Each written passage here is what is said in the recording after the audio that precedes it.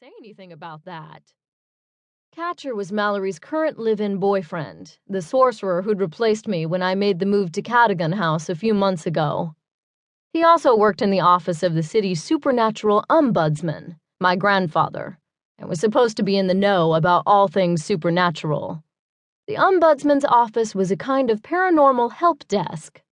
The houses are keeping it on the down low, I admitted. Word gets out that Tate closed the houses and people panic. Because they think vampires pose a real threat to humans? Exactly. And speaking of real threats, what are you learning tonight in Schaumburg? Har har, my little vampire friend. You will love and fear me in due time. I already do.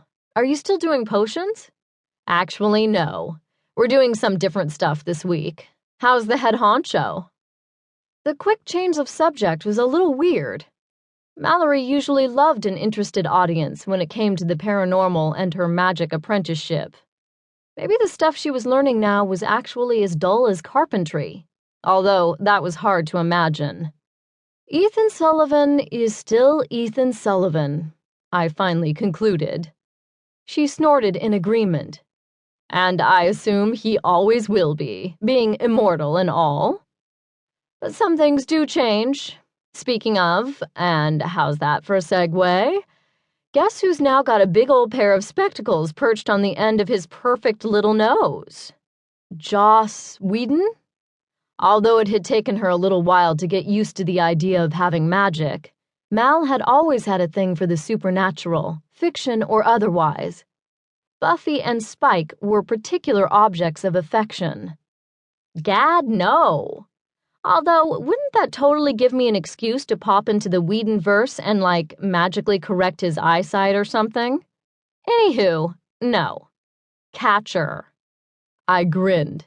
Catcher got glasses? Mr. I'm so suave I shaved my head, even though I wasn't balding, got glasses? Maybe this is going to be a good night after all. I know, right? To be fair, they actually look pretty good on him. I did offer to work a little abracadabra and hook him up with 20/20, but he declined. Because? She deepened her voice into a pretty good imitation. Because that would be a selfish use of magic, expending the will of the universe on my retinas. That does sound like something he'd say. Yep, so glasses it is. And I'll tell you, they are little miracle workers. We have definitely turned a corner in the bedroom.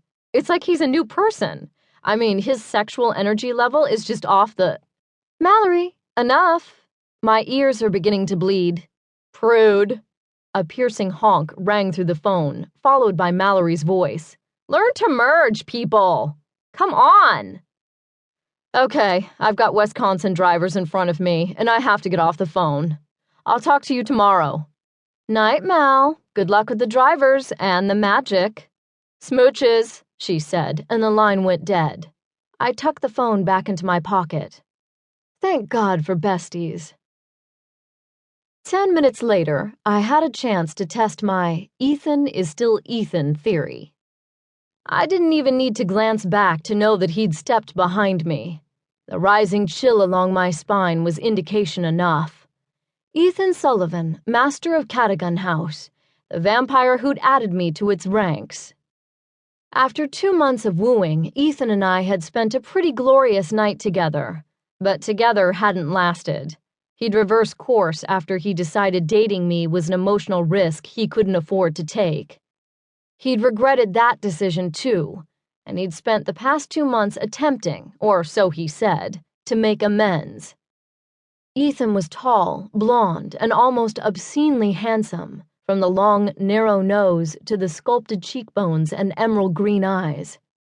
He was also smart and dedicated to his vampires, and he'd broken my heart. 2 months later, I could accept that he'd feared our relationship would put his house at risk. It would have been a lie to say I didn't feel the attraction, but that didn't make me any less eager for a rematch, so I was warily standing my ground. Sentinel, he said, using the title he'd given me. A house guard of sorts. They're surprisingly quiet tonight. They are, I agreed. We'd had a few days of